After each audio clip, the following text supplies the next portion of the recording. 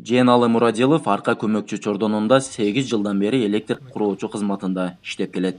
Көмөк чордондун оңдоп түзөөдөн өткөрүлүшү анын жумушун бир кыйла жеңилдеткен. Себеби ал иштеген көмөк чордон жаңы, заманбап шаймандар менен камсыздалган. Жаңы подстанция курулуп, реконструкция болгону 2021 жылдын август айынан бери иштеп атабыз. Ошондон бери бизге өтө жакшы болуп калды. Жаңы оборудованиялар келип, пульттар менен башкарып, кнопка болуп, мурда кичине кыйынчылыктар болуп жүргөн.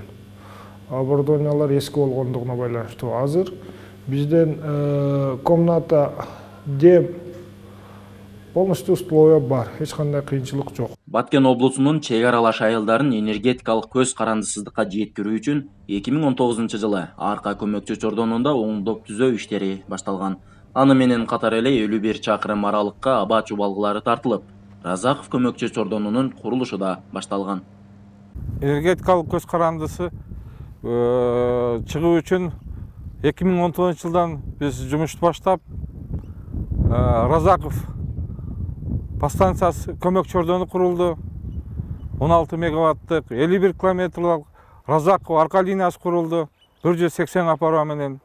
Анан арка подстанциясында реконструкция болду. Жаңы жер айыл өкмөтү толук өзүбүздүн электр энергия менен камсыз болду. Баткен, Лейлек райондорунун бир канча айылдарына көз карандысыз электр энергиясы бериле баштады. Аны менен катар эле арка өрөөнүн суу менен камсыз кылган насостук станцияга да көз карандысыз электр энергиясы бериле баштады. Буга чейин миллиондогон каражат Тажикстанга электр энергиясы үчүн төлөнүп турган. Бирок дыйкандар айдоо иштери башталган учурда суусуз калган учурлар да болуп келген. Тажиктерден суу алып жүргөнбүз насос менен. Ошол өздөрүнүн графи менен чыгарат, өздөрүнүн графи менен өчөт. Азыр бизде резерв пайда болду.